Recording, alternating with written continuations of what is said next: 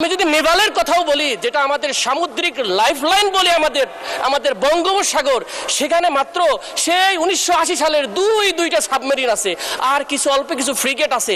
এই সক্ষমতা দিয়ে কি আমাদের সমুদ্র বন্দরগুলো রক্ষা করা যাবে? স্পিকার, এই আজাদি ভূমিকে রক্ষা করার জন্য বাংলার হিন্দু, মুসলিম, বৌদ্ধ, খ্রিস্টান যদি এক বেলা না খেয়েও থাকতে হয়, আমাদের এই স্বাধীনতা সার্বভৌমত্ব রক্ষার জন্য আমাদেরকে বাজেট বেশি করে দিয়ে মানুষ আমাদের স্বাধীনতা রক্ষা করতে পারে। স্পিকার, এই পর্যায়ে আলোচনায় অংশগ্রহণ করবেন কুড়িগ্রাম 2 আসন থেকে নির্বাচিত মাননীয় সদস্য জনাব আতিকুর রহমান মুজাহিদ। জনাব আতিকুর রহমান মুজাহিদ, আপনার সময় 5 মিনিট। ধন্যবাদ আপনাকে। শুনেছিলাম। বিসমিল্লাহির রহমানির রহিম। ইয়াকা না'বুদু ওয়া ইয়াকা নাস্তাঈন। মাননীয় স্পিকার, আপনাকে অসংখ্য ধন্যবাদ। একজন বিরোধী দলের দায়িত্বশীল সদস্য হিসেবে আমি মনে করি সরকারের সমালোচনার পাশাপাশি সরকারকে বিকল্প পথ দেখিয়ে দেওয়া আমার দায়িত্ব। সেই অ্যাসপেক্ট থেকে এই বাজেট নিয়ে কিছু কথাবার্তা বলতে চাই। মাননীয় স্পিকার, এই বাজেট নিয়ে তো অনেক কথা হলো।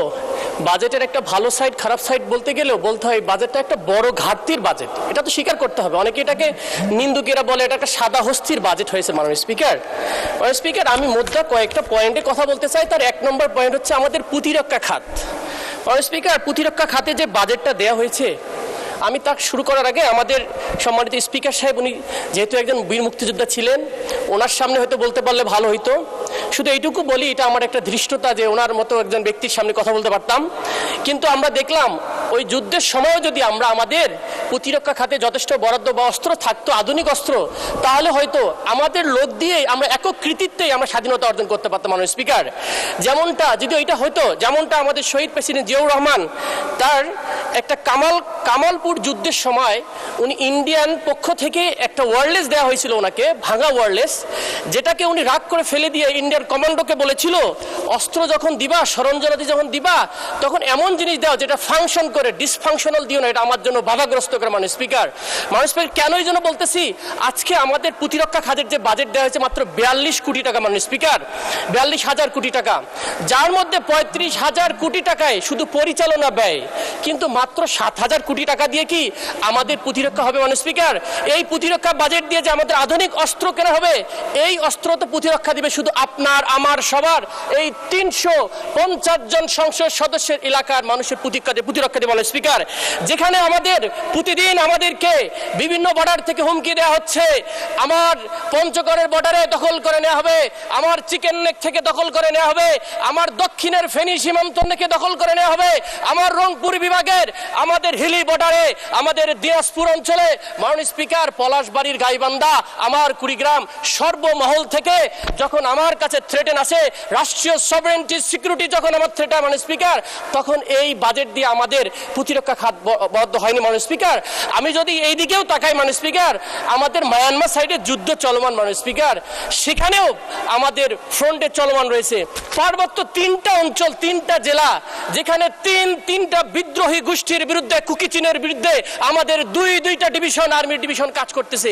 এই বরাদ্দ দিয়ে কি আমাদের প্রতিরক্ষা হবে? মাননীয় স্পিকার, আমি যদি নেভালের কথাও বলি, যেটা আমাদের সামুদ্রিক লাইফলাইন বলে আমাদের বঙ্গোপসাগর, সেখানে মাত্র সেই 1980 সালের দুইটা সাবমেরিন আছে, আর অল্প কিছু ফ্রিগেট আছে।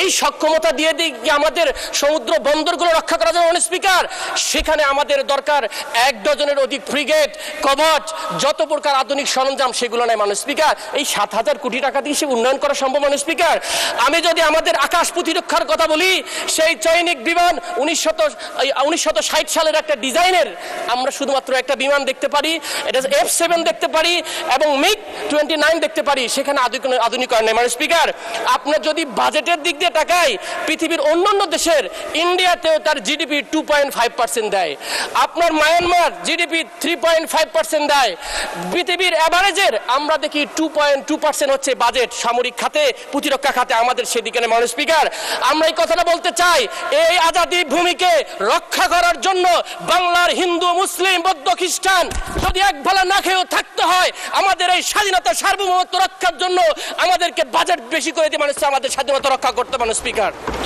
মাননীয় স্পিকার, আমাকে একটু সময় বাড়িয়ে দিতে হবে, আমার কিছু কথা আছে মাননীয় স্পিকার। কেন বলতেছি?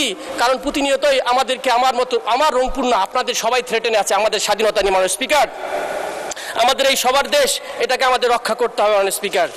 এখন আসি মাননীয় স্পিকার, একটু ব্যাংক খাত নিয়ে একটু কথা বলতে হবে। আমাদের ব্যাংকিং সেক্টরে, আমার অর্থমন্ত্রী এখানে আছেন, আমি খুবই আশাবাদী হতাম যদি 32% ঋণ খেলাপি থেকে 10% আনার জন্য একটা রূপরেখা দিতেন। উনি কোনো ধরনের রূপরেখা দেন, যেটা আমাকে হতাশ করেছে মাননীয় স্পিকার। শুধু কি তাই, উনি নিজেই বক্তব্যে বললেন আমাদের ব্যাংকিং বেস ইকোনমিক সিস্টেমটাকে চেঞ্জ করে ক্যাপিটাল মার্কেট বেজে যাওয়া উচিত। খুবই ভালো কথা, কিন্তু একটা বড় বান্ধনী, একটা ব্যারিকেড দেওয়া হলো। কি ব্যারিকেড? যেখানে আগে ডিভিডেন্ডের 20% ছিল লভ্যাংশ কোম্পানিগুলো, সেখানে কি আমরা দেখলাম 35.7% হয়ে গেছে মাননীয় স্পিকার। সেখানে ক্যাপিটাল মার্কেট কি বিকাশ করা সম্ভব?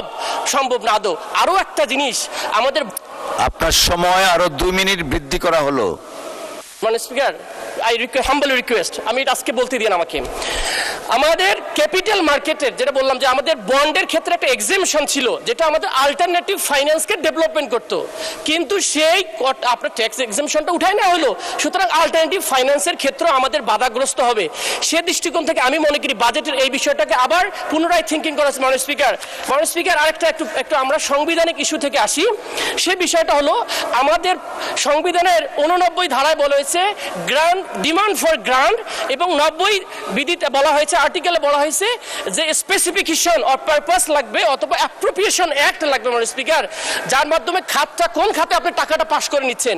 আমরা দেখলাম 5.1 বা অথবা 47 থেকে 48 হাজার কোটি টাকা, যেটার কোনো খাত নির্ধারণ করেনি মাননীয় স্পিকার, বিবিতে রাখা হয়েছে। এটা এই বাজেটের একটা বড় ঘাটতি এবং এটা কনস্টিটিউশনের একটা ভায়োলেশন। আমি মনে করি এখান থেকেও আমাদের প্রতিরক্ষা খাতে বাজেট যেতে পারে মাননীয় স্পিকার।